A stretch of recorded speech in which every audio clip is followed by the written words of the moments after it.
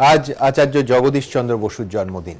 ছাত্রদের উদ্দেশ্যে তিনি বলছেন, পরের কর্তব্য কি তাহা নিষ্পত্তি করিবার আমি কে, আমি কি করিতে পারি ইহাই কেবল আমার ভাবিবার বিষয়। এখন দিল্লিতে তৃণমূল কংগ্রেস বোধহয় এই আপ্তবাক্যই মেনে চলছে।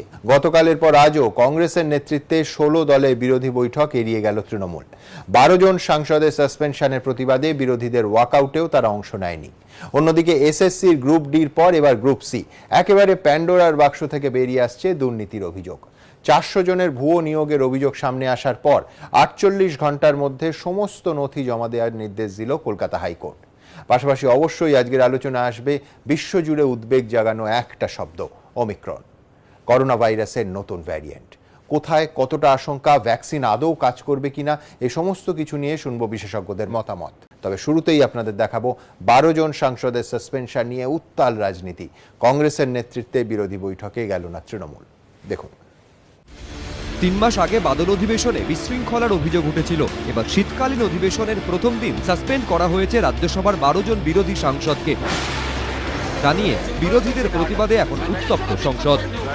একসঙ্গে বৈঠক, ওয়াকআউট, ধর্নার মতো কর্মসূচি নিয়ে মোদী সরকারের ওপর চাপ তৈরির কৌশল নিয়েছে বিরোধীরা। কিন্তু মঙ্গলবার সকাল থেকে কংগ্রেসের নেতৃত্বে বিজেপি বিরোধীদের এই এককাট্টা কর্মসূচি থেকে দূরত্ব বজায় রাখল তৃণমূল। বৈঠক, রাজ্যসভার চেয়ারম্যানের সঙ্গে সাক্ষাৎ, রাজ্যসভা থেকে ওয়াকআউট। কংগ্রেসের নেতৃত্বে 16টি বিরোধী দলের সঙ্গে অংশ নিল না তারা। সাসপেনশনের প্রতিবাদে রণকৌশল ঠিক করতে মঙ্গলবার সকালে রাজ্যসভার বিরোধী দলনেতা এবং কংগ্রেস সাংসদ মল্লিকার্জুন খার্গের নেতৃত্বে বৈঠকে বসে 16টি বিরোধী দল, যার মধ্যে ছিল DMK, Shiv Sena, NCP, CPM, CPI, RJD, national conference, TRS এর মতো দল। বৈঠকে ছিলেন রাহুল গান্ধীও। আমন্ত্রণ জানানো হলেও সেখানে উপস্থিত ছিল না তৃণমূল। একই ইস্যুতে সংসদে দলীয় কার্যালয়ে আলাদাভাবে বৈঠক করেন তৃণমূল সাংসদরা। সাসপেনশন তোলার দাবিতে একসঙ্গে 16টি বিজেপি বিরোধী দল রাজ্যসভার চেয়ারম্যান ভেঙ্কাইয়া নাইডুর সঙ্গে দেখা করতে যায়। সেখানেও ছিল না তৃণমূল। এরপর অধিবেশনে রাজ্যসভার চেয়ারম্যান ভেঙ্কাইয়া নাইডু সাসপেনশন প্রত্যাহার না করায় 16টি বিরোধী দল একসঙ্গে সংসদের উচ্চকক্ষ থেকে ওয়াকআউট করে। কিন্তু তৃণমূল তখনও বিরোধীদের সঙ্গে ওয়াকআউট করেনি। মিনিট 10 পর আলাদাভাবে রাজ্যসভা থেকে ওয়াকআউট করে তারা। ততক্ষণে কংগ্রেসের নেতৃত্বে 16টি বিরোধী দল গান্ধী মূর্তির নিচে ধর্ণা শুরু করেছে। এরপর একে একে সেখানে অংশ নেন তৃণমূল সাংসদরা। পরে অবশ্য তৃণমূল সাংসদ ডেরেক ওব্রায়েন দাবি করেন সংসদে বিরোধী ঐক্য অটুট রয়েছে।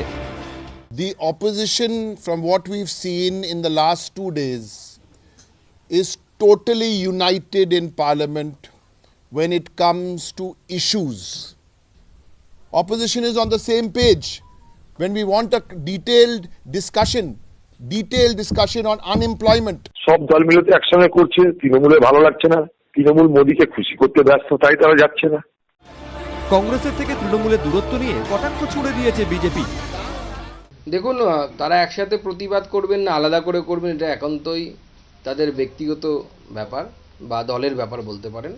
যারা বিরোধী পক্ষ আছেন তারা আলাদা হলে পরেও তারা সিউডো সেকুলারিজমে বিশ্বাস করে বলে আমরা বিশ্বাস করি, এবং এই সিউডো সেকুলারিজমের তার দিয়ে তারা প্রত্যেকের সাথে কানেক্টেড। তাদের একটা গ্রেটার এজেন্ডা আছে, সেই এজেন্ডা একটু তাদের কাজকর্ম দেখলেই বোঝা যায়। আমি আর বলতে চাই না।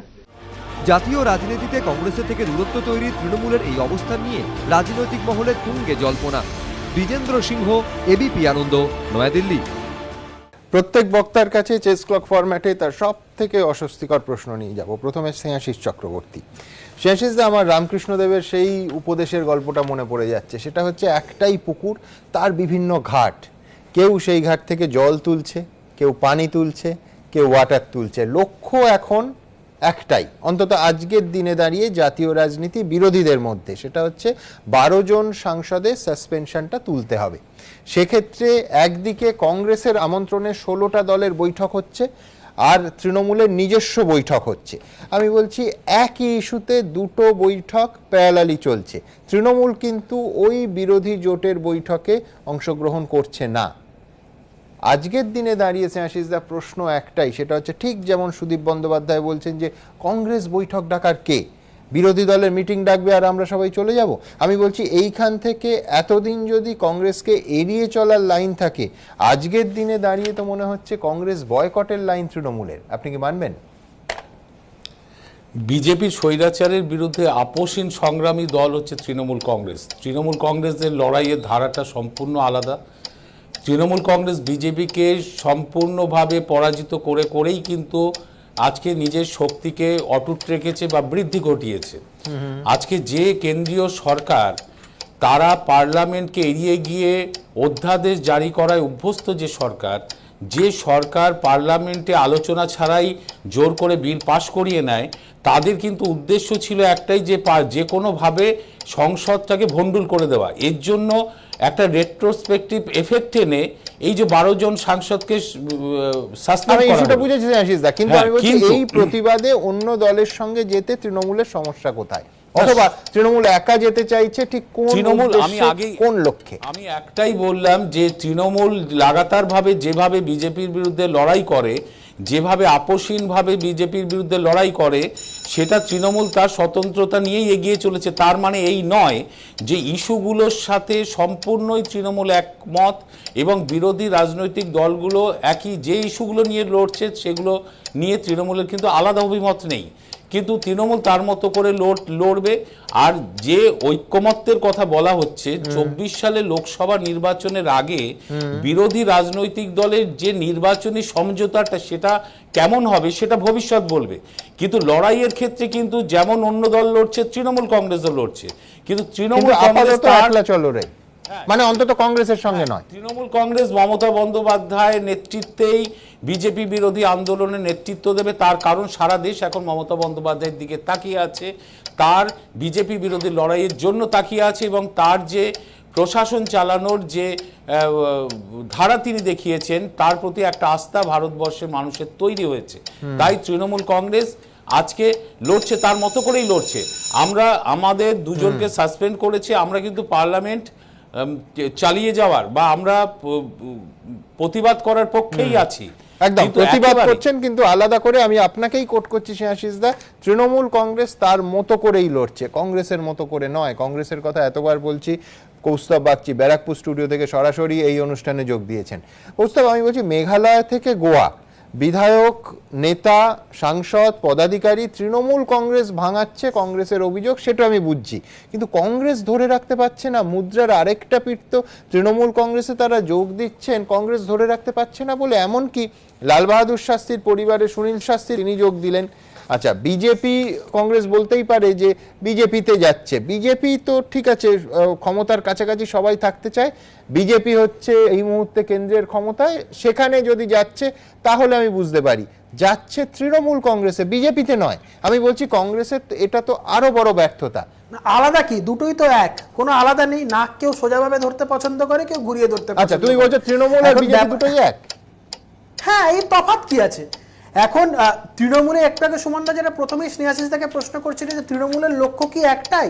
হ্যাঁ, লক্ষ্য অবশ্যই একটাই, সেটা হচ্ছে পরিবার বাঁচানোর কম্পালশন। আর আমাদের লক্ষ্য একটাই, দেশ থেকে বিজেপি নামক স্বৈরাচারী শাসনকে, এই দেশকে স্বৈরাচারী শাসকের থেকে মুক্তি দিতে হবে। এখন একটা জিনিস সুমনদা, তুমি যদি ক্যাটাগরিক্যালি দেখো, তৃণমূল কংগ্রেসের যে জন্ম, কংগ্রেসে থেকে মমতা বন্দ্যোপাধ্যায় বলেছিলেন সেই সময়কার বামফ্রন্টের বিরুদ্ধে বিজেপির সাথে ঐক্য করে লড়তে হবে। সেটা one of the most founding owner একটা চিন্তা ভাবনা ছিল। তারপরে যিনি কংগ্রেস থেকে বেরোলেন, কংগ্রেস থেকে বেরোনোর পর দীর্ঘদিন বিজেপির সাথে ঘর করেছে। যেই নরেন্দ্র মোদীর বিরুদ্ধে তৃণমূল আজকে এত বিষোদ্গার করছে বা বিজেপির বিরুদ্ধে করছে, সেই নরেন্দ্র মোদী মুখ্যমন্ত্রী থাকাকালীন গুজরাট দাঙ্গা এবং তারপরেও মমতা বন্দ্যোপাধ্যায় নীতি নৈতিকতার কোনো তোয়াক্কা না করে উইদাউট পোর্টফোলিও মিনিস্টার থেকেছেন। তো যাদের বিজেপির সাথে দীর্ঘদিনের ঘর করার ইতিহাস, তাদের মুখে যদি এখন বিজেপি বিরোধিতার কথা শুনতে হয়, এইসব বলতে মনে হয় ওই ময়দানে সুব্রতবাবু বলতেন না, ময়দানে দাঁড়িয়ে থাকা ঘোড়ারাও হাসবে, তো সেই অবস্থাই হচ্ছে। হ্যাঁ কৌস্তব, একটাই শুধু কথা বলা, তুমি এই অভিযোগগুলো করলে তারপরেও ইউপিএতে তৃণমূল কংগ্রেসকে কংগ্রেস নিয়েছে। আমি এইখানে কিন্তু আমি বলছি তোমার বাড়তি আমি সময় দেব। স্কোর কার্ডটা তৃণমূল কংগ্রেস বলছে মমতা বন্দ্যোপাধ্যায়ের স্কোর কার্ডটা দেখুন এবং রাহুল গান্ধীর স্কোর কার্ডটা দেখুন। কেন বলছে আমি আবার বলছি, আবার তোমায় বাড়তি সময় দেব। 2019 সালে 186টা আসনের মধ্যে মাত্র 15টাতে কংগ্রেস জিতেছিল, বিজেপি 170টায়, মানে প্রায় 91% আসনে সরাসরি 1-1 ফাইটে বিজেপির কাছে কংগ্রেস হেরেছিল। 2014 সালে ওই 186টার মধ্যে মাত্র 24টা আসনে কংগ্রেস জিতেছিল কৌস্তব। আর উল্টো দিকে মমতা বন্দ্যোপাধ্যায় বিধানসভা নির্বাচনে বিজেপিকে পর্যদস্ত করেছে। না, তাহলে মমতা বন্দ্যোপাধ্যায় কি এইটা যুক্তি হচ্ছে যে পশ্চিমবঙ্গের 42টা আসনের মধ্যে মমতা বন্দ্যোপাধ্যায় 42টার মধ্যে 275টা জিতে ভারতবর্ষের প্রধানমন্ত্রী হবে? এটা তো লজিক হতে পারে না। আজকে কংগ্রেসকে উনি বলছেন যে ধারাবাহিকভাবে নাকি কংগ্রেস বিজেপির কাছে হারছে। খুব সত্যি কথা তো।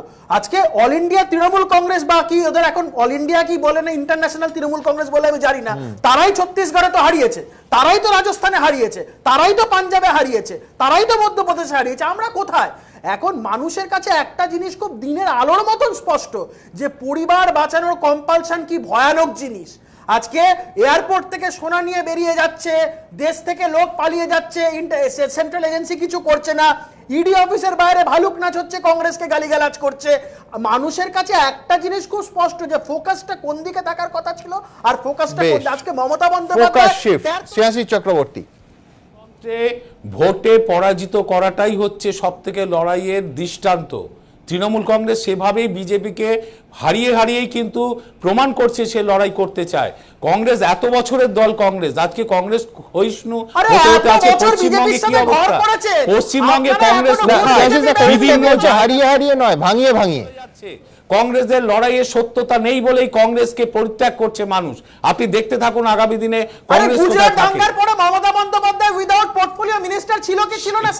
ওটা অতীত ছিল, 100 বছর আগের উদাহরণ দিয়ে এই বর্তমান চলবে না। আগামী দিনের দিকে তাকাতে হবে, আগামী দিনের দিকে তাকাতে হবে কোথায় যাচ্ছে ভারতবর্ষ। বিজেপিকে একমাত্র লড়াইয়ে কিন্তু আমি বলছি যে তুমি বারবার গুজরাট দাঙ্গার কথা বলছো, মমতা বন্দ্যোপাধ্যায়ের ফুল পাঠানোর কথা বলছো, তারপরেই তো ইউপিএতে রেলমন্ত্রী হয়েছেন মমতা বন্দ্যোপাধ্যায়। ইতিহাসে যখন ফিরছো পুরোটা ফেরো। হ্যাঁ, তো রেলমন্ত্রী করেছো তো তোমরা। আমি বলছি ইউপিএ 2-তে মমতা বন্দ্যোপাধ্যায়কে যখন কংগ্রেস রেলমন্ত্রী করছে তখন কৌস্তব যে ঘটনাটা বারবার মনে করিয়ে দিচ্ছে, সেই গুজরাট দাঙ্গা মনে পড়েনি কংগ্রেসে? আমি এবারে বলবো, আমার বাড়িতে আমার বাড়ির দরজায় যদি কেউ যেচে দারোয়ান হয়ে পাহারা দিতে চায়, আমি কি তাকে বলবো আমার দরজায় দাঁড়িয়ে দারোয়ান হয়ে পাহারা দিও না? আজকে মমতা বন্দ্যোপাধ্যায়ের কম্পালশনটা বুঝুন। তখন মমতা বন্দ্যোপাধ্যায় আজকের যে রাজনীতি, মমতা বন্দ্যোপাধ্যায় কি একবারও জোর গলায় বুক বাজিয়ে বলতে পারছেন একটা কথা যে আমি বিজেপিকে ভাঙিয়ে আমার দল বৃদ্ধি করব? সেটা তো উনি করছেন না। দিনের পর দিন কংগ্রেস ভাঙাচ্ছেন। কাকে ভাঙাচ্ছেন? যেই দলকে ভাঙাচ্ছেন যে দল বিজেপির বিরুদ্ধে আন্দোলনে সবথেকে বেশি বদ্ধপরিকর।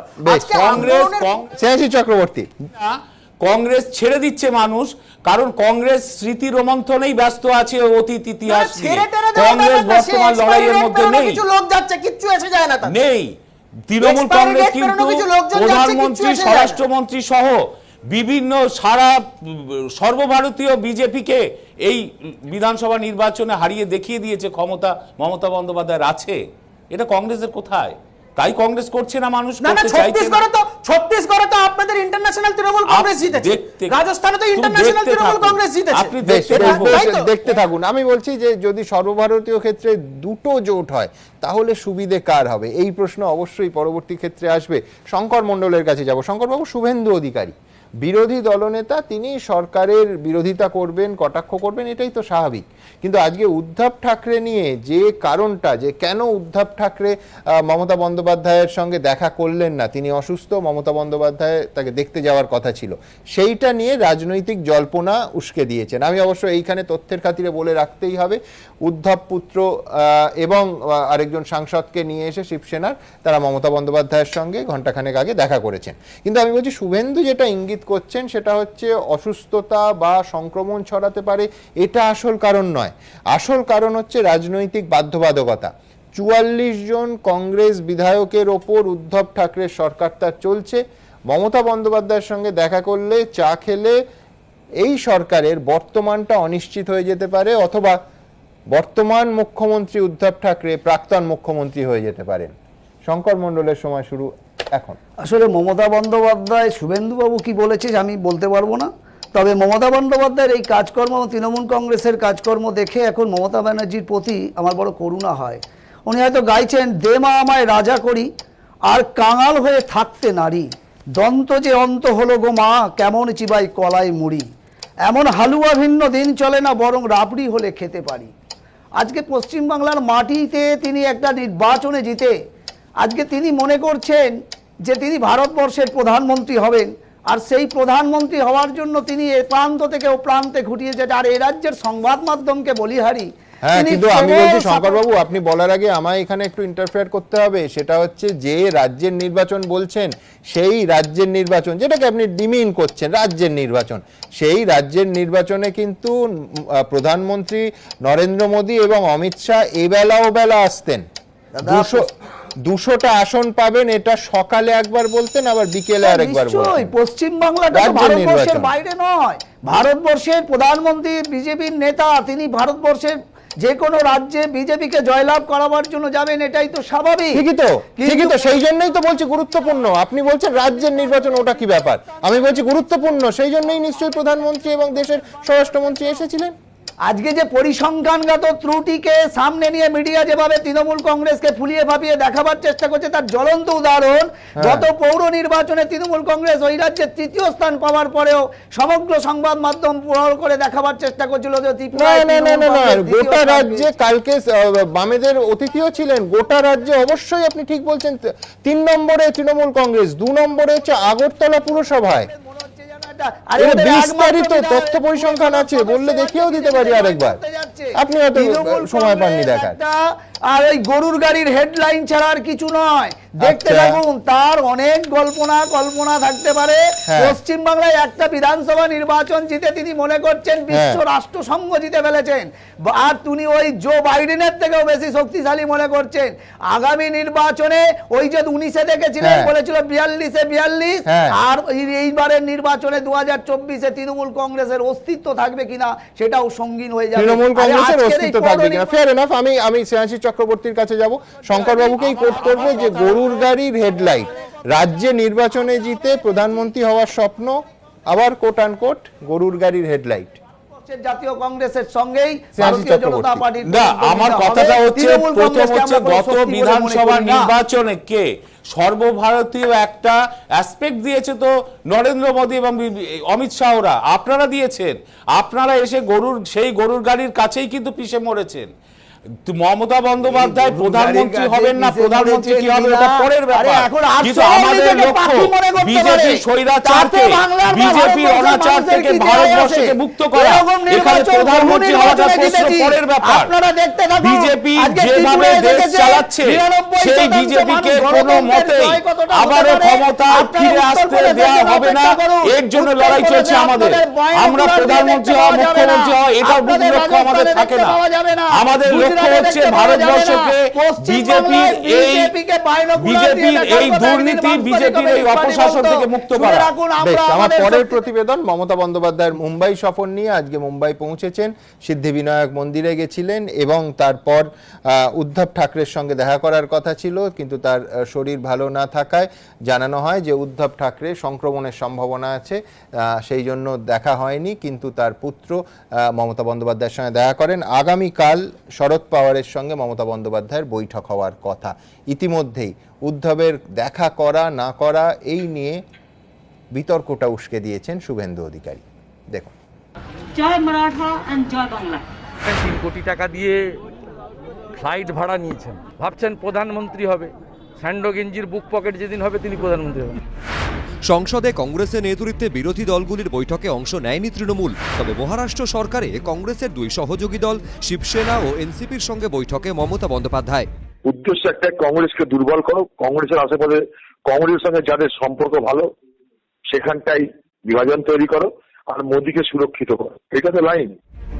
মঙ্গলবার সন্ধ্যায় বাণিজ্য নগরী মুম্বাইয়ে পৌঁছন তৃণমূল নেত্রী। তবে শিবসেনা প্রধান ও মহারাষ্ট্রের মুখ্যমন্ত্রী উদ্ধব ঠাকরের সঙ্গে তার দেখা হচ্ছে না। মুখ্যমন্ত্রীর মুম্বাই সফরের কিছুক্ষণ আগে টুইট করে শিবসেনা সাংসদ সঞ্জয় রাউত জানান, পশ্চিমবঙ্গের মুখ্যমন্ত্রী মুম্বাইয়ে। তিনি মুখ্যমন্ত্রী উদ্ধব ঠাকরের শরীর নিয়ে খোঁজ নিয়েছেন। তিনি মুখ্যমন্ত্রীর সঙ্গে দেখা করতে চেয়েছিলেন, কিন্তু শারীরিক কারণে বাধা নিষেধ থাকায় তা সম্ভব হচ্ছে না। আমি উদ্ধব ঠাকরেকে দেখতে চাই, কারণ ওর শরীরটা অসুস্থ, অপারেশন হয়েছে, কিন্তু আমি যেটা শুনেছি যে ওদের ডাক্তার অ্যালাউ করছে না, যাতে ইনফেকশন না হয়। আদিত্য ঠাকরের ছেলে আসবে আমার সাথে হোটেলে দেখা করতে।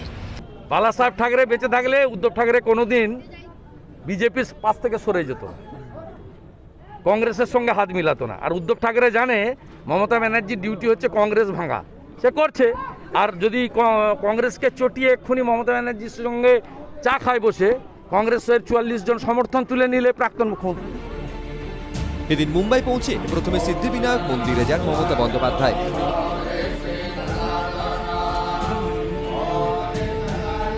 পুজো দেওয়ার পর তিনি যান মুম্বাই হামলায় শহীদদের স্মৃতিসৌধে।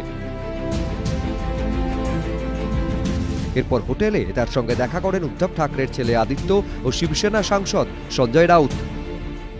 ममता जी आज महाराष्ट्र में आई है, मुंबई में आई है। संजय जी और मेरी उनसे मुलाकात हुई, उनका हमने मुंबई और महाराष्ट्र में स्वागत किया है। पहले से एक दोस्ती रही है हमारी। जो बैठक है, जो ऐसे ही उनसे मुलाकात करने आए थे, काफी सारे विषयों पे चर्चा हुई, लेकिन मुंबई में आई है तो बिल्कुल हमने यहाँ आके उनका स्वागत किया। বুধবার মহারাষ্ট্রে জোট সরকারে কংগ্রেসের শরিক এনসিপি প্রধান শরদ পাওয়ারের সঙ্গে বৈঠক করবেন মমতা বন্দ্যোপাধ্যায়।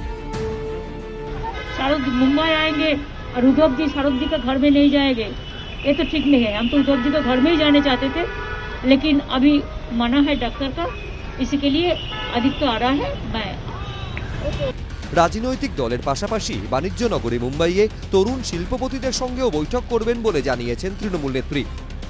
মানে ইয়াং ইন্ডাস্ট্রিয়ালিস্ট যারা, তারা একটা ওয়াইপিও ওরা একটা করে প্রতি বছর, ওরা একটা আমাকে ইন্ডাস্ট্রির উপরে বক্তৃতা দেওয়ার জন্য ডেকেছেন। Bengal is the destination now for new industry setup and investment. উনি মুখে শিল্পপতিদের আনার কথা বললে পরেও উনি যাচ্ছেন ওখানে যে সমস্ত রিটায়ার্ড এবং টায়ার্ড পলিটিক্যাল লিডার আছেন তাদের খোঁজ খবর নিয়ে কিনতে যাচ্ছে। সম্প্রতি শাহরুখ খানের ছেলেকে মাদককাণ্ডে গ্রেফতার করে এনসিবি, জানিয়ে বিজেপির বিরুদ্ধে চক্রান্তের অভিযোগে সরব হয় এনসিপি। সূত্রের খবর, শাহরুখের পাশে দাঁড়িয়ে চিঠি দিয়েছিলেন রাহুল গান্ধী, কিন্তু শাহরুখ খান যেখানে বাংলার ব্র্যান্ড অ্যাম্বাসেডর, সেখানে মমতা চুপ কেন, এই প্রশ্ন তুলেছিল বিরোধীরা। এই পরিস্থিতিতে এবার মুখ্যমন্ত্রী মুম্বাইয়ে, যদিও প্রশ্নের উত্তরে তিনি জানিয়েছেন শাহরুখের সঙ্গে তার সাক্ষাৎ হচ্ছে না।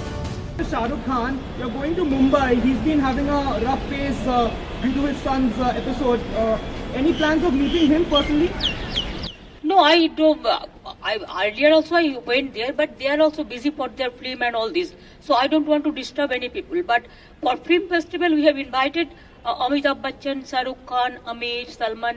Oh, so many. This Moez Bhatt and others. এদিকে মমতা বন্দ্যোপাধ্যায় যেদিন মহারাষ্ট্রে পৌঁছলেন, সেই দিনই প্রতিবেশী রাজ্য গোয়ায় তৃণমূলের প্রস্তাবিত জোট শরিকের সঙ্গে গাঁটছড়া বাঁধল কংগ্রেস। তৃণমূল নেত্রীর গোয়া সফরে তার সঙ্গে দেখা করেছিলেন গোয়া ফরওয়ার্ড পার্টির প্রধান বিজয় সরদেসাই। তাদের সঙ্গে তৃণমূলের জোট হতে পারে বলে জল্পনা শুরু হয়েছিল, কিন্তু সেই গোয়া ফরওয়ার্ড পার্টির প্রধান ও বিধায়ক মঙ্গলবার রাহুল গান্ধীর সঙ্গে দেখা করেন। বৈঠক শেষে আসন্ন বিধানসভা নির্বাচনে দু দলের মধ্যে জোটের ঘোষণা করা হয়। নিজের ফেসবুক অ্যাকাউন্টে রাহুল গান্ধী গোয়ার নেতাদের সঙ্গে ছবি পোস্ট করেন। আশাবুল হোসেন, উজ্জ্বল মুখোপাধ্যায়, বিটন চক্রবর্তী, এবিপি আনন্দ। আমি ইমন কল্যাণ লাহিড়ীর কাছে যাব। ইমনবাবু, কালকেও বিস্তারিত আলোচনা হয়েছে যে এই মুহূর্তে কিন্তু ভারতবর্ষে বিরোধী রাজনীতিতে বিজেপি বিরোধী জোট একটা নয় দুটো, একটা কংগ্রেস কেন্দ্রিক আর একটা অবশ্যই মমতা বন্দ্যোপাধ্যায় কেন্দ্রিক। আর এইটাই নরেন্দ্র মোদী দেশ শঙ্করবাবুর খুশি হবেন যে কাঙ্ক্ষিত সমীকরণ হতে পারে। ঠিক যেভাবে আগরতলা পুর বোর্ডে 51 হয়েছে, বিরোধী শূন্য হয়েছে, সেইখানে বিরোধী ভোট ভাগ হওয়ার একটা আশঙ্কাও কিন্তু বিরোধীদের দিক থেকে যাচ্ছে। আপনার সময় শুরু এখন। দেখুন, মোট আসন যদি আমি ধরে নিই 545-এর কাছাকাছি, তারপর 220টার ওপরে আসনে কংগ্রেস সরাসরি প্রতিদ্বন্দ্বিতা করে। একদম। এখন যদি কেউ মনে করে যে কংগ্রেসকে বাদ দিয়ে বিরোধী জোট তৈরি করা হবে, সেটা কিন্তু ভুল। সেই সমীকরণটা কিন্তু একদম ভুলভাবে হবে। আর এক্ষেত্রে দেখা যাচ্ছে যদি তৃণমূল কংগ্রেসকে বাদ দিয়ে এই বিরোধী জোট তৈরি করে, তাহলে দুটো সম্ভাবনা। এক হচ্ছে জাতীয় স্তরে তৃণমূল কংগ্রেস কি বিজেপির সরাসরি প্রতিদ্বন্দ্বী হিসেবে, অপোজিশন হিসেবে উঠে আসতে চাইছে, নাকি বিজেপিকে 2024 সালে সরিয়ে ফেলতে চাইছে। যদি সেটা না চায়, যদি কংগ্রেসের সঙ্গে যুক্ত না হয়, তাহলে কিন্তু ইলেকশনের রেজাল্ট খুব স্পষ্ট, নরেন্দ্র মোদী কিন্তু আবার ক্ষমতায় আসবেন 2024 সালে। অর্থাৎ বিরোধী জোট একত্রিত করাটা খুব জরুরি এবং আরও একটা বিষয় আসছে যে মমতা ব্যানার্জি যাদের ভাঙাচ্ছেন সেটা কিন্তু কংগ্রেসের দলের লোকজনকে ভাঙাচ্ছেন, বিজেপির একজনকেও কিন্তু তিনি দলে আনতে পারছেন না। এটাও কিন্তু জাতীয় স্তরে যদি আমরা লক্ষ্য করি তাহলে দেখব এটা কিন্তু তৃণমূলের যে এজেন্ডা সেখানে কিন্তু দুভাগে ভাগ হয়ে যাচ্ছে। অর্থাৎ যদি বিরোধী জোট একসঙ্গে না থাকে তাহলে কিন্তু সরাসরি বিজেপির বিরোধিতা করা যাবে না, আর যদি তৃণমূল কংগ্রেস জাতীয় স্তরে তাদের অস্তিত্ব প্রতিষ্ঠা করতে চায় সেটা অন্য প্রশ্ন হতে পারে। অর্থাৎ প্রশ্নটা হচ্ছে যে কেন্দ্রে বিজেপি থাকবে কি থাকবে না, আর যদি থাকতে হয় তাহলে কিন্তু জোটের মধ্যে থাকতে হবে এবং কংগ্রেসের দল ভাঙানো বা অন্যান্য বিরোধীদের যারা আছেন বিজেপি বিরোধী দল তাদের দল ভাঙিয়ে লাভ নেই, তাহলে একত্রীকরণ করে একসাথে বিজেপির বিরুদ্ধে লড়াই করতে হবে আগামী নির্বাচনে। আমি শ্রেয়াশিসদার কাছে একটু সাম আপ করি, অর্থাৎ ইমনবাবু দুটো মূল পয়েন্টে জিজ্ঞাসা করছেন। এক হচ্ছে যে তৃণমূল কংগ্রেস প্রধান বিরোধী দল হতে চায় নাকি নরেন্দ্র মোদীর সরকারকে সরাতে চায়। দুই হচ্ছে যে তৃণমূল কংগ্রেস যাদের দলে নিচ্ছে, অর্থাৎ খানিকক্ষণ আগে কোট আনকোট দল ভাঙাচ্ছে, হ্যাঁ যেটা আলোচনা হচ্ছিল, সেটা শুধুমাত্র কংগ্রেসকে ভাঙাচ্ছে, কই বিজেপি থেকে কেউ তো তৃণমূল কংগ্রেসে যোগ দিচ্ছেন না, তাহলে ক্ষতিটা হচ্ছে তো বিরোধী জোটের অথবা অন্যান্য বিরোধী দলের, নাম করলে কংগ্রেসের। শ্রেয়াশিসদা না, বিষয় আমি দুটোই বলছি, সেটা হলো যে বিজেপিকে ক্ষমতাচ্যুত করা এটা তো একটা নির্বাচনের প্রয়োজন, সেটা তো এখনো 2 বছর 3 বছর বাকি রয়েছে, কিন্তু সে তখন কি নির্বাচনী জোট হবে, বিরোধী দল কিভাবে একত্রিতভাবে লড়বে সেটা ভবিষ্যৎ বলবে। কিন্তু এখন নিজ নিজ রাজনৈতিক দলগুলো তাদের কলাকৌশল, তাদের আদর্শ, তাদের এজেন্ডা তো একরকম আলাদা সম্পূর্ণ। তৃণমূল কংগ্রেস তার মতো করে লড়ছে এবং মমতা বন্দ্যোপাধ্যায়ের প্রতি মানুষের যে বিশ্বাস তৈরি হচ্ছে আমরা সেটা নিয়েই কিন্তু আমরা লড়তে চাইছি। কিন্তু লড়তে গিয়ে যে দলটা ভাঙাচ্ছে সেই দলটার নাম কংগ্রেস, বিজেপি নয়। আমরা কোনো রাজনৈতিক দলকে ভাঙাতে যাচ্ছি না, যে রাজনৈতিক দল থেকে কেউ যদি আমাদের দলে আসতে চায়, আমরা যদি মনে করি যে তাকে নেওয়া যায় আমরা তাকে নিচ্ছি। তৃণমূল কংগ্রেস ভাঙাতে যাবে কেন? যেহেতু বিজেপি থেকে পশ্চিমবঙ্গ থেকে কতজন ভেঙে এসছে, আমরা তার মধ্যে যাকে মনে করেছি নিয়েছি। সব তৃণমূল থেকে আসালো, ওগুলো সব তৃণমূল থেকে আসা আবর্জনা, কোন দল ভাঙাতে যাচ্ছে না, আবর্জনা।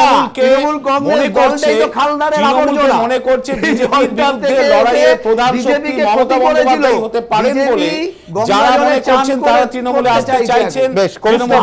তৃণমূল কংগ্রেস কাউকে ভাঙাচ্ছে না, তারা মনে করছেন যে তৃণমূলই আসল বিকল্প, আসল কংগ্রেস। স্নেহাশিস বাবু যে কথাগুলো বলছেন না, এ তো মানে শুনলে মনে হয় কোনো সময় একটা সিরিয়াস পলিটিক্যাল ডিসকাশন, একটা স্ট্যান্ড আপ কমেডি শো এর কথাবার্তা।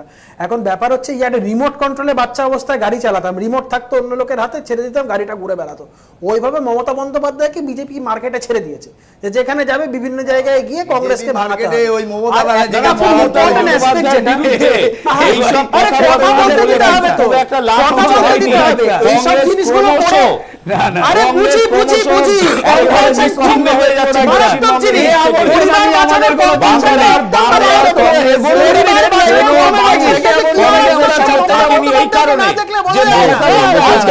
মধ্যে যে গোটা দিন জাতীয় রাজনীতিতে যে ক্যাকোফোনিটা হয়েছে সেই নিয়ে পরের প্রতিবেদন আপনাদের সামনে রাখবো। অবশ্যই রাজ্যসভার 12 জন সাংসদের সাসপেনশন নিয়ে উত্তাল ছিল গোটা দিনের জাতীয় রাজনীতি। দেখুন, This incident happened in last session. How can you take this? Right. So, 256, 259, 266, even other residuary powers also, chairman can take action. শীতকালীন অধিবেশনের শুরু থেকেই তপ্ত সংসদ। 12 জন বিরোধী সাংসদের সাসপেনশনের প্রতিবাদে সংসদের ভেতরে বাইরে একযোগে সরব বিজেপি বিরোধীরা। অধিবেশনের মধ্যে রাজ্যসভার চেয়ারম্যানের সঙ্গে কার্যত তরজায় জড়ালেন রাজ্যসভার বিরোধী দলনেতা।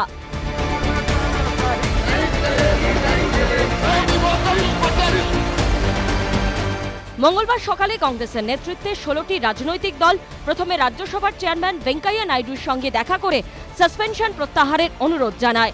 পরে রাজ্যসভার ভেতরেও চেয়ারম্যানের কাছে একই অনুরোধ জানান কংগ্রেস সাংসদ ও রাজ্যসভার বিরোধী দলনেতা মল্লিকার্জুন খার্গে, যদিও নাইডু সেই দাবি খারিজ করে দেন। তিনি বলেন, সাংসদরা ক্ষমা চাইলে বিষয়টা ভেবে দেখা যেত। All members came to your house. We requested you to revoke it, and it has been done selectively. There are some members nothing to do with this, and this incident happened a last session. How can you take this? So this is not the way. It was, the motion was moved, it was approved, action is taken, it is final. If the members who have committed this sacrilege against the house, they have not expressed any remorse. On the other hand, they are justifying. And so I don't think the appeal of the leader of opposition is worth considering. I am not considering it at all. পাল্টা suspended সাংসদদের পাশে দাঁড়িয়ে Rahul Gandhi tweet করে বলেন, কিসের ক্ষমা? সংসদে মানুষের হয়ে কথা বলার জন্য? একেবারেই না। তৃণমূলেও জানিয়ে দেয় ক্ষমা চাওয়ার প্রশ্নই ওঠে না। 12 MPs should not have been suspended. The 90 BJP MPs should have been suspended. Why? Because they insisted on bulldozing bills, because they insisted on not having discussions on national security, because they insisted on their motto, either my way or highway. পাল্টা বিজেপির দাবি, suspend করার সিদ্ধান্ত একেবারেই যুক্তিযুক্ত। सदन के सामने मोशन प्रस्तुत हुआ, सदन ने मोशन को स्वीकार किया और मैं समझता हूं सदन की गरिमा रखने के लिए, माननीय अध्यक्ष की गरिमा, उपाध्यक्ष की गरिमा रखने के लिए ये आवश्यक था। মোদী সরকারের উপর চাপ বাড়াতে বুধবার থেকে গোটা শীতকালীন অধিবেশনে সকাল 10টা থেকে সন্ধে 6টা অবধি গান্ধী মূর্তির পাদদেশে ধর্নায় অংশ নেবেন সাসপেন্ডেড সাংসদরা। আমরা নাকি ক্ষমা চাইবো? অন্যায় তো ওরা করেছেন, ক্ষমা ওদের চাইতে হবে। আসলে ওরা 2024-এ যাওয়াটা নিশ্চিত করে ফেলেছেন। যে 12 জন সাংসদকে বিশৃঙ্খলার অভিযোগে গোটা অধিবেশন থেকে সাসপেন্ড করা হয়েছে, তার মধ্যে কংগ্রেসের 6 জন সাংসদ, তৃণমূল ও শিবসেনার 2 জন করে সাংসদ এবং একজন সিপিএম ও একজন সিপিআই সাংসদ রয়েছেন। বিজেন্দ্র সিংহের রিপোর্ট, এবিপি আনন্দ, নয়াদিল্লি।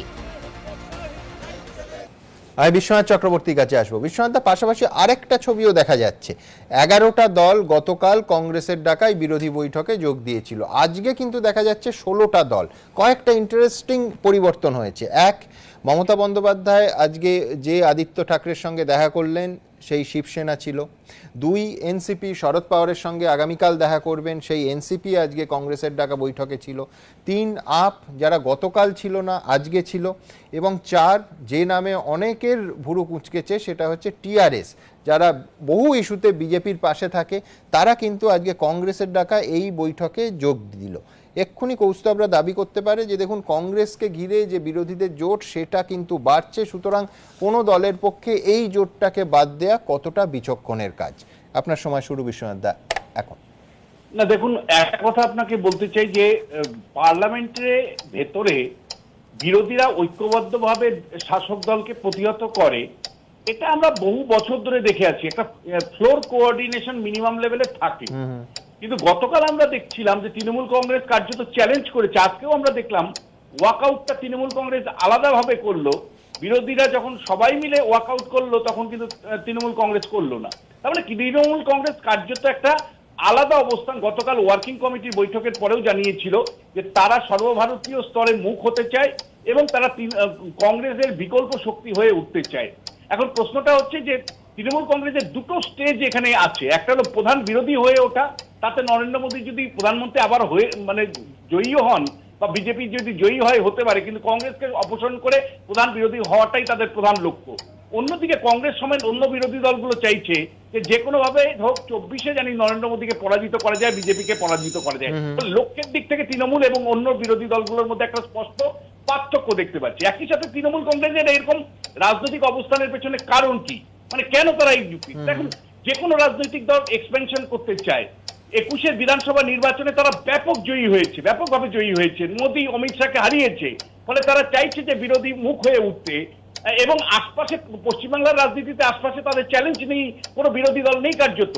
দ্বিতীয়ত, 14 সালের পর থেকে বিজেপিকে আর্থিকভাবে লড়াই করার মতন কোনো দল নেই। অর্থাৎ আর্থিক অসঙ্গতির জন্য অধিকাংশ বিরোধী দল কিন্তু বিজেপিকে পরাজিত করতে পারছে না বা লড়াই করতে পারছে না। তৃণমূল কংগ্রেস এই নির্বাচনে দেখিয়েছে, ইলেকশন কমিশনের ডেটা, যে বিজেপির থেকে বেশি তারা খরচা করেছে, 155 কোটি টাকা খরচা করেছে, যেখানে বিজেপি খরচা করেছে 152 কোটি টাকা। অর্থাৎ সর্বভারতীয় স্তরে বিরোধী দল হওয়ার জন্য যে খরচ, সেই খরচ বহন করবার মতন ক্ষমতা তৃণমূল কংগ্রেসের আছে। একই সাথে 90-এর দশকের মুলায়ম সিং যাদব যেমন সংখ্যালঘুদের মুখ ছিল, মমতা বন্দ্যোপাধ্যায় এখন সারা ভারতবর্ষের সংখ্যালঘু মুখ। সেটা তিনি গোয়াতে যান, সেটা তিনি অন্য নাগাল্যান্ডে যান বা ত্রিপুরাতে যান বা উত্তরপ্রদেশে যান, মানে বিরোধী নেত্রী হিসাবে সংখ্যালঘু ভোটারদের বলা যায় নয়নের মণি মমতা বন্দ্যোপাধ্যায়, যেটা 90-এর দশকে মুলায়ম সিং যাদব ছিল। আমি এক ঝাঁক তথ্য নিয়ে স্নেহাশিসদার কাছে আসবো। স্নেহাশিসদা, একটা বিশ্বনাথদা যেটা শুরুতে বলছিলেন যে একেবারে চ্যালেঞ্জ, আমি বলছি যে যখন অভিন্ন এজেন্ডা তখনও কিন্তু আমার কর্মসূচি ভিন্ন ভিন্ন হচ্ছে। অভিন্ন এজেন্ডা কি, যে 12 জন সাংসদের সাসপেনশন তুলতে হবে, কিন্তু আমি সবার সঙ্গে কর্মসূচি নিচ্ছি না। ফ্লোর কোঅর্ডিনেশন নিয়ে একেবারে স্পষ্ট অনীহা এবং আপত্তি, সচেতন আপত্তি তৃণমূল কংগ্রেসের। উল্টো দিকে ওয়াকআউটের কথা বিশ্বনাথদা বলছিলেন, ওয়াকআউটে আজকে সমস্ত অন্যান্য বিরোধী দল ওয়াকআউট করার ঠিক 11 মিনিট পরে তৃণমূল কংগ্রেস আলাদাভাবে ওয়াকআউট করেছে। আমি বলছি এটা কোথাও কি একেবারে আলাদা শক্তি হিসেবে নিজেকে প্রতিষ্ঠিত করার লড়াইতে আছে তৃণমূল? এটা ভারতবর্ষের মানুষ ইতিহাসের প্রয়োজনেই মমতা বন্দ্যোপাধ্যায়ের দিকে তাকিয়ে আছে এবং তাকিয়ে থাকবে। আগামী দিনে দেখতে পাবেন যে এই বিজেপি বিরোধী শক্তিতে নেতৃত্ব দেবে মমতা বন্দ্যোপাধ্যায়। তার মানে এটা নয় যে বিজেপি বিরোধী যতগুলো শক্তি আছে সেগুলো বিচ্ছিন্ন হবে না, সেটা ইউনাইটেডই থাকবে। তার জন্য তো আমার বক্তব্য হচ্ছে তার জন্য 2-3 বছর বাকি আছে, কিন্তু এখন আমাদের লড়াইয়ের যে সত্যতা আছে, আমাদের লড়াইয়ের যে ধার আছে, আমরা সেটা নিয়েই মমতা বন্দ্যোপাধ্যায়কে সামনে রেখে লড়তে চাই। লড়াইয়ের ধার থাকলো, কিন্তু আমি বলছি যে এখন পরে ঐক্যবদ্ধ হবে, এখন ক্রমশ আরো অনৈক্য হবে, এটা কি ফর্মুলা? এখানে ঐক্য অনৈক্যের প্রশ্ন নয়, প্রশ্ন হচ্ছে যে বিজেপি যেভাবে দেশকে চালাচ্ছে, যেভাবে দেশের আর্থিক অবস্থাকে নষ্ট করেছে, বিভিন্ন আইন, জনবিরোধী আইন এনে, আমি বলছি তার বিরুদ্ধে লড়াই। গোয়াতে আপ আলাদা লড়ছে, কংগ্রেস আলাদা লড়ছে, তৃণমূল আলাদা লড়ছে, এর ভিতরে লাভ একটা দলেরই হবে, তার নাম বিজেপি। শঙ্করবাবুর হাসি আরো চওড়া হবে। একটা খেয়াল করে দেখবেন যে বিজেপি বিরোধী যত ভোট আছে ভারতবর্ষে, সেই সংখ্যাটা কিন্তু অনেক বেশি, প্রায় 55%, এখন ধরলে 60%। সেই বিরোধী ভোট, সেই বিরোধী ভোটের জায়গাতেই আমাদের কংগ্রেসকেও বাদ দিন, ধরা যাক গোয়া এবং ধরা যাক তৃণমূল এবং আপের একাধিক জনসভায় কার্যত তৃণমূলকে আক্রমণ করা হচ্ছে, এবং বিরোধী দলগুলো যদি পরস্পরের বিরুদ্ধে এই মানে হেড অন যায়, তাতে লাভ তো একমাত্র বিজেপির। আমি কংগ্রেসকে, কৌস্তবকে উইন্ডোটা সরিয়ে দিন, আমি বলছি শুধু আপনি ধরুন তৃণমূল আর আপ, যে কেজরিওয়ালের সঙ্গে মমতা বন্দ্যোপাধ্যায়ের ব্যক্তিগত সম্পর্ক চূড়ান্ত ভালো ছিল এক সময়, এখন গোয়াতে শুধু যদি স্নেহাশিসদা দেখেন, মনে হবে যে প্রধান দুটো শক্তি তারা পরস্পরের বিরুদ্ধে বিরোধী হয়ে একসঙ্গে লড়াই করছে, আলাদা মুখোমুখি লড়াই করছে আপ এবং তৃণমূল। কংগ্রেসকে বাদই দিন আপনি, এতে লাভ হবে, লাভ তো হবে বিজেপির। দেখুন, আমি একটা কথা বলি যে আমরা যদি একটুখানি পিছিয়ে যাই তাহলে দেখব যে, আমি যদি পশ্চিমবঙ্গের উদাহরণ দিই, যে বামফ্রন্ট যখন ক্ষমতায় ছিল কংগ্রেস বিরোধী দল ছিল, তৃণমূল যেদিন তৃণমূলের জন্ম হয় সেদিনও কিন্তু প্রশ্ন এসে উঠেছিল এটাই যে বিরোধী শক্তিটাকে টুকরো হচ্ছে, কিন্তু আস্তে আস্তে তৃণমূলের লড়াইয়ের মধ্যে দিয়ে তৃণমূল কিন্তু সেই বামফ্রন্টের পতন ঘটিয়েছে। আগামী দিনে সেই জায়গাটাই যাবে, সময় হয়তো লাগছে। আমি স্নেহাশিসদার সঙ্গে শুধু একটা যোগ করতে চাইবো। স্নেহাশিসদা, 2011 সালে বামফ্রন্টকে লড়াই করেছিল কংগ্রেস এবং তৃণমূল কংগ্রেস একসঙ্গে, তৃণমূল কংগ্রেসের জোটে কংগ্রেস ছিল। সেটা তো আমি বলছি 24-এর নির্বাচন, এখনো কিন্তু 2-3 বছর বাকি আছে, ওটা আমরা এখনো সিদ্ধান্ত আপনি নিতে পারেন না, ভারতবর্ষে কেউ নিতে পারে না, ফিউচার অলওয়েজ আনসার্টেন। কিন্তু আমাদের লড়াই এখনো হাতে সময় আছে, এখনটা দেখে 24 প্রেডিক্ট করা বাড়াবাড়ি হবে, তাড়াহুড়ো হবে। মানে আমি বলছি কৌস্তব, আমি যদি স্লোগানের ভঙ্গিতে আনি, তাহলে এখন কুস্তি, 24-এ দোস্তি, সেটাও ফিউচার বলবে। ঠিক পরীক্ষার আগের দিন বই খাতা খুলে বসার মতন বিষয়। এখন সেটা কতটা যে আস্থা রাজনৈতিক দলের প্রতি নেই। স্নেহাশিসদা বলছি, এই পরীক্ষার আগে বই খাতা খুলে বসার মতন অবস্থা, 24-এর ইলেকশন, ওই তার আগে হয়তো বই খাতা খুলে বসে গেলাম পরীক্ষা দেবো বলে, ব্যাপারটা তো তা হতে পারে না। কয়েকটা জিনিস, স্ট্রাইকিং জিনিস সুমনদা দেখো, সেটা হচ্ছে মমতা বন্দ্যোপাধ্যায় বা তৃণমূল কংগ্রেসের নেতা নেত্রীরা যতবার না বলছে যে মমতা বন্দ্যোপাধ্যায় প্রধানমন্ত্রী হবে, তার থেকে বেশিরভাগ তির্যক মন্তব্য হলো বিজেপির নেতারা বলছে মমতা বন্দ্যোপাধ্যায় প্রধানমন্ত্রী হওয়ার জন্য দেশের মধ্যে ঘুরে বেড়াচ্ছে।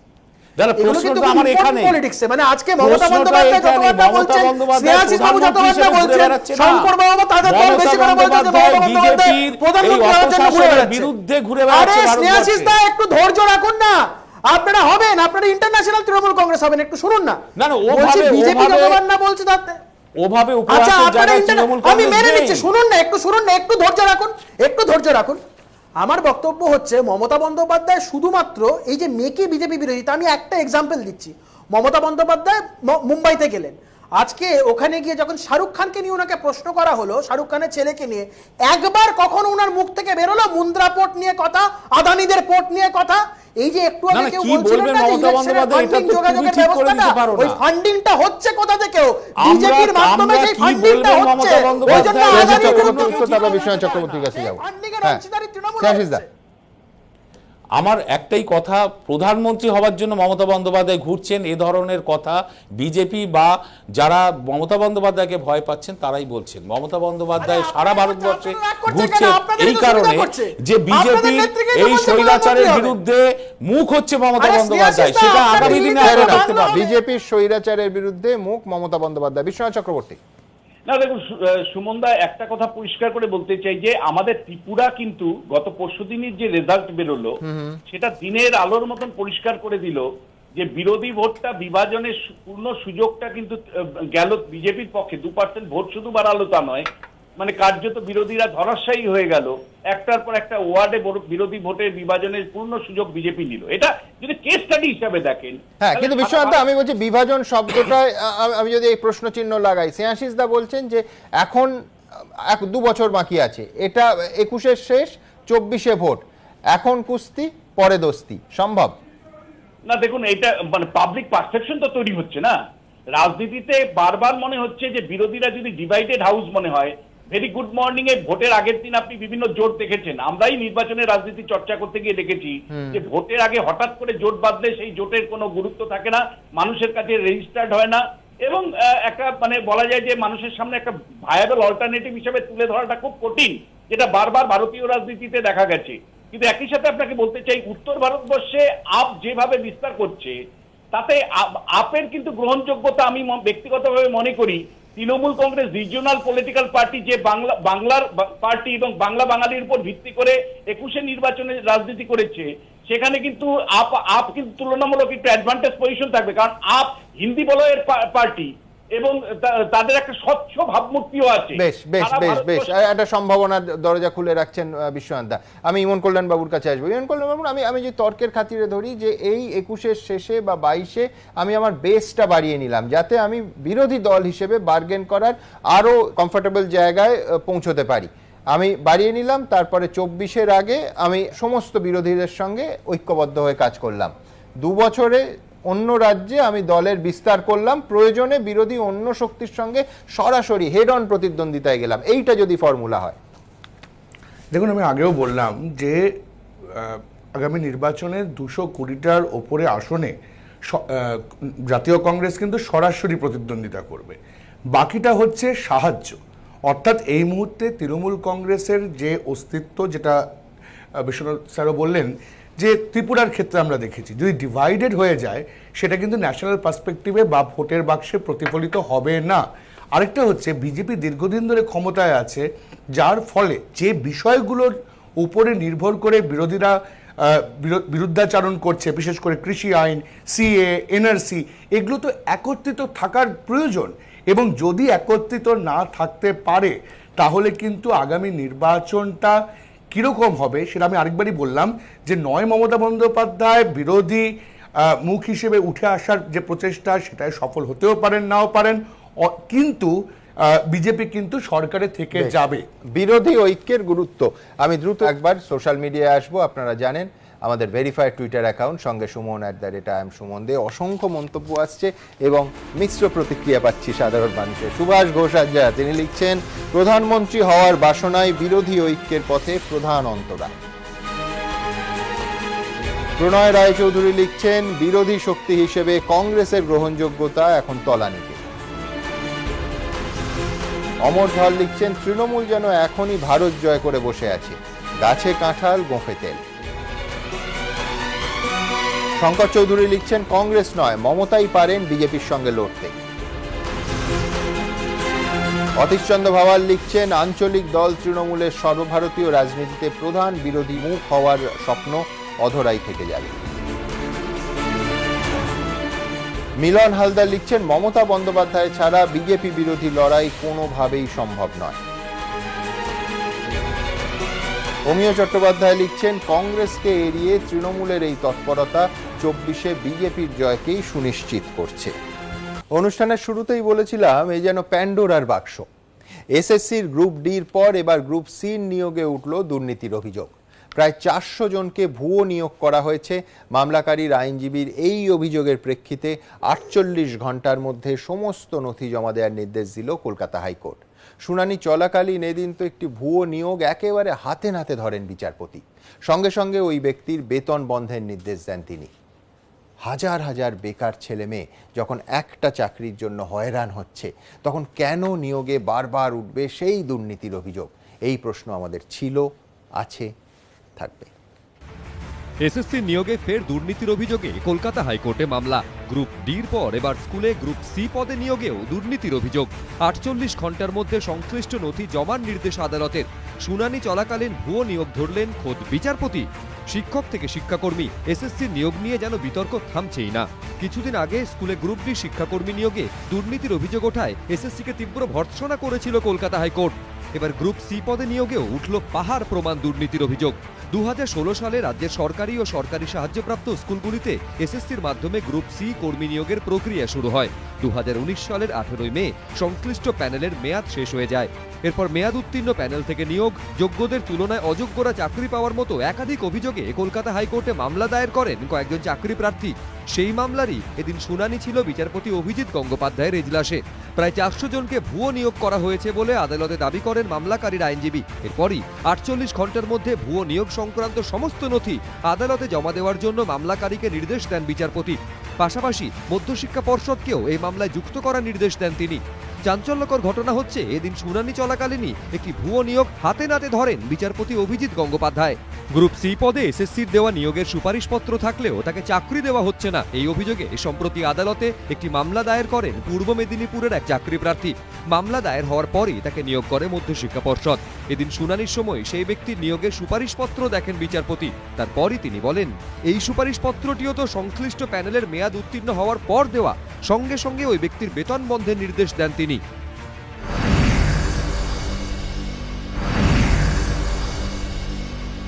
পাবলিক সার্ভিস কমিশন থেকে খাতা সব চেঞ্জ হয়েছে এবং পুলিশ রিক্রুটমেন্ট বোর্ড, আপনার এক্সাইজ ডিপার্টমেন্ট, সমস্ত নিয়োগই দুর্নীতিতে ভরা। তৃণমূল কংগ্রেসের লোকেরা টাকা নিয়ে ফাঁকা খাতা ফেলে চাকরি দিয়েছে। এমনকি টেটে বসেনি, বেসিক ট্রেনিং নেই এমন লোকেরাও চাকরি করছে। সব ভুয়া, সব ভুয়া, সমস্ত চাকরি ভুয়া। টেট দেয়নি, সব জালি। ওম প্রকাশ চৌতালা তিহার জেলে আছে, এরা যাবে, একটু সময় লাগছে। বেশিরভাগটাই লুট এবং দুর্নীতি, এবং কোর্টের কাছে মানুষ গেছে স্বাভাবিক কারণেই। সিবিআই এর অনুসন্ধানের সুযোগ ছিল, সেইটাতে সরকার ভয় পাচ্ছে বলে ডিভিশন বেঞ্চ যেটা সেটা করে আটকাবার চেষ্টা করছে। কিন্তু এভাবে দুর্নীতি ধরা আটকানো যাবে না, দুর্নীতি ধরা পড়বেই। এবং গোটা রাজ্যটাকে লুঠের, চুরির, দুর্বৃত্তদের রাজ্যে পরিণত করেছে তৃণমূল। গ্রুপ সি তো অনেকদিন আগে পিএসসি করেছে, এটা এসএসসি করেছে নাকি? আমার কাছে এইসব খবর নেই। আমি যখন শিক্ষামন্ত্রী ছিলাম তখনও এটা স্বশাসিত সংস্থা ছিল, আজও তাই আছে। 2রা ডিসেম্বর এই মামলার পরবর্তী শুনানি। সৌভিক মজুমদার, বিটন চক্রবর্তী, এবিপি আনন্দ, কলকাতা।